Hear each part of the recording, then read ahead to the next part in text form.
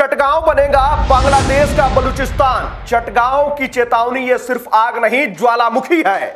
बांग्लादेश के दक्षिण पूर्वी कोने में स्थित चटगांव हिल ट्रैक्ट्स CHT अब केवल एक भौगोलिक क्षेत्र नहीं बल्कि एक सुलगती हुई चेतावनी है जो ढाका की सत्ता को खुली चुनौती दे रही है। दशकों तक उपेक्षित, शोषित और हाशिए पर डाले गए इस आदिवासी बहुल क्षेत्र की आवाज अब सिर्फ जंगलों और पहाड़ों में नहीं गूंज रही बल्कि संसद भवन के भीतर तक पहुंच चुकी है। ठीक उसी तरह जैसे बलूचिस्तान की मांगें कभी नजरअंदाज की गई थी और अब पाकिस्तान को उसका खामियाजा भुगतना पड़ रहा है। क्या चटगांव भी उसी दिशा में जा रहा है? जी हां, चलिए पूरे मामले को विस्तार से समझते हैं। नमस्कार, मैं हूं राघवेंद्र, स्वागत है आप सभी का इन खबर पर। 10 मई 2025 को बांग्लादेशी संसद भवन के LD हॉल में यूनाइटेड पीपुल्स डेमोक्रेटिक फ्रंट और नेशनल कंसेंसस कमीशन की बैठक में मिकेल चकमा ने चटगांव के लिए फिर से स्वायत्तता की मांग दोहराई। यह मांग कोई नई नहीं है बल्कि दशकों पुरानी है, मगर हर बार की तरह इस बार भी ढाका की सत्ता ने इसे राष्ट्र विरोधी करार देकर दरकिनार कर दिया। ठीक उसी तरह जैसे पाकिस्तान ने बलूचों की स्वायत्तता की आवाज को कुचला और बदले में उन्हें हथियार उठाने को मजबूर कर दिया।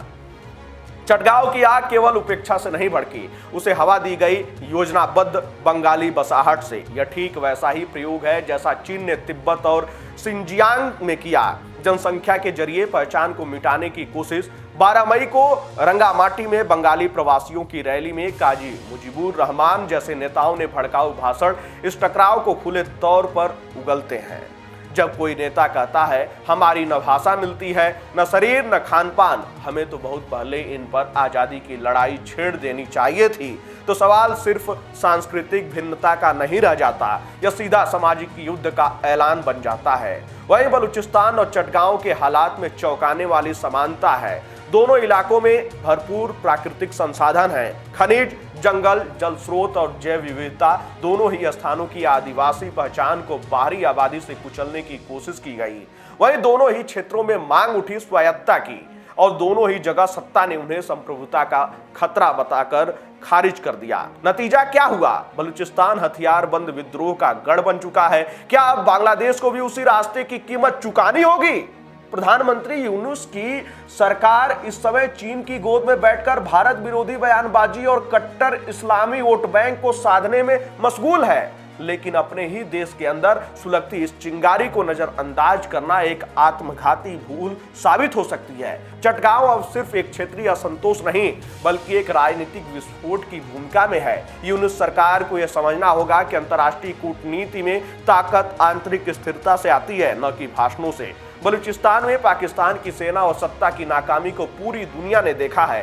क्या बांग्लादेश भी उसी इतिहास को दोहराने जा रहा है? अगर मिकेल चकमा और UPDF की आवाज को दबाया गया, अगर आदिवासियों की अस्मिता को बंगाली वर्चस्व के नीचे कुचला गया, अगर राजनीतिक समाधान के बजाय सैन्य दमन का रास्ता चुना गया, तो CHT एक ऐसे विद्रोह की जमीन बन सकता है जिसे फिर कोई सरकार नहीं संभाल पाएगी। चटगांव अब बांग्लादेश की एकता के लिए सबसे बड़ा इम्तिहान है। यह देखना होगा कि यूनुस सरकार इसे बलूचिस्तान पार्ट 2 बनने से रोक पाती है या फिर इतिहास अपने आप को दोहराता है और इस बार ढाका की बारी है।